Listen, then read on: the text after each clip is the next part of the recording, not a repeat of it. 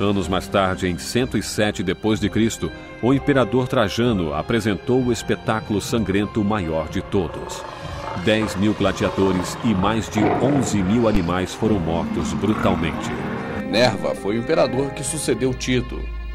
Depois veio Domiciano e Trajano. Trajano se destacou por ser compreensivo com todos os tipos de cultos pagãos do grande Império Romano da época. Em grande parte, Trajano era tolerante quanto às muitas religiões praticadas em seu império. Desde os primeiros anos da República Romana, todos os romanos eram obrigados a adotar a religião do Estado, o que significava que teriam que visitar ocasionalmente um templo público e fazer um sacrifício para um deus em particular, tais como Júpiter, o rei dos deuses, Baco, o deus do vinho e das celebrações, e Apolo, o deus do sol. Outro fato existente na religião romana era o sacrifício ao espírito guardião do imperador reinante. Os sacrifícios apareciam em forma de dinheiro, alimento ou matando um animal. Mas com o passar dos séculos, os cidadãos romanos também foram expostos a vários costumes e ideias religiosos que chegavam das províncias.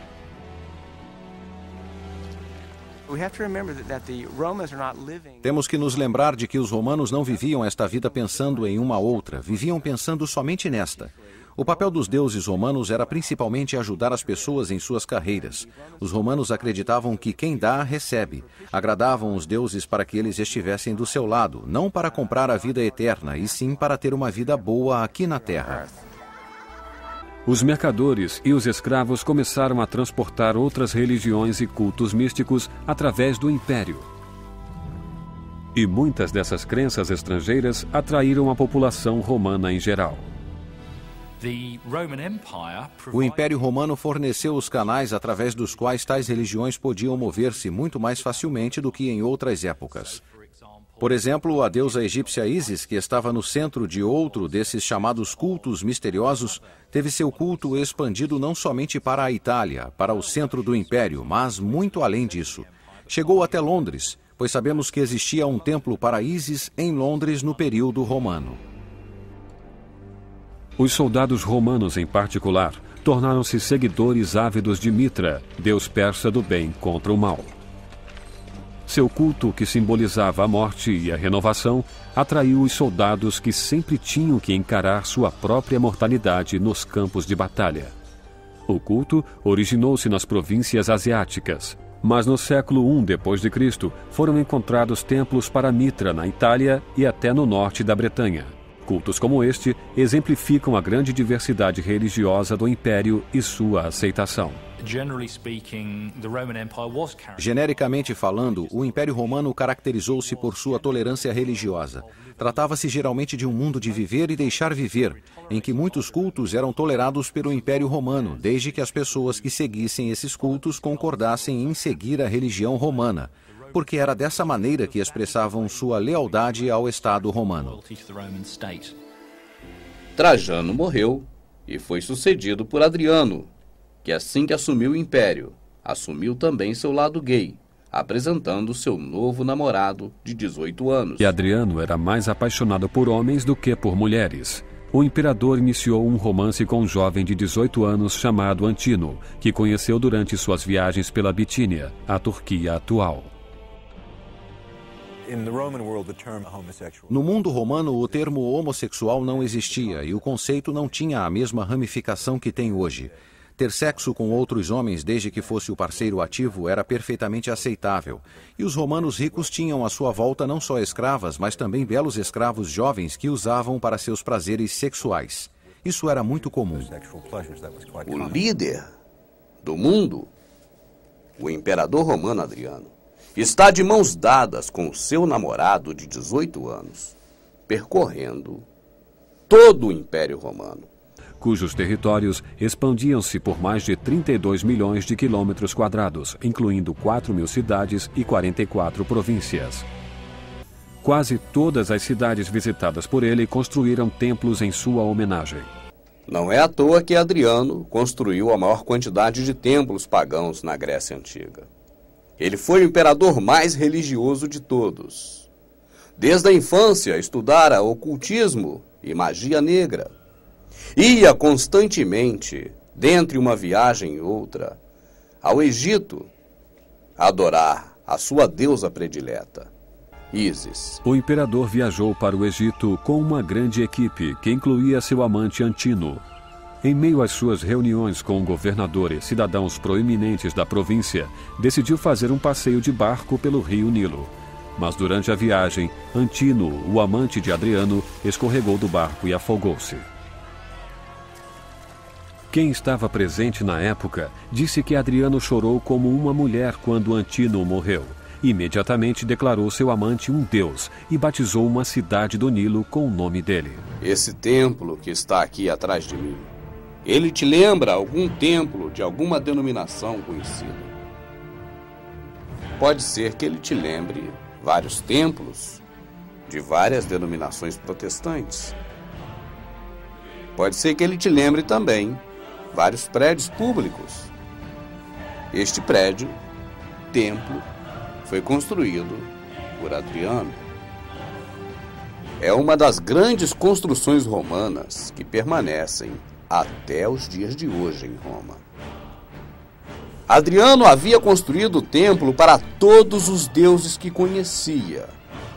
E preocupado de ter deixado, ao longo de sua vida, de construir algum templo para algum deus, Adriano resolveu promover essa construção.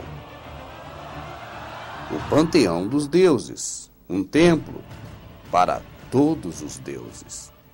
O paganismo romano expresso neste templo de todos os deuses, o panteão,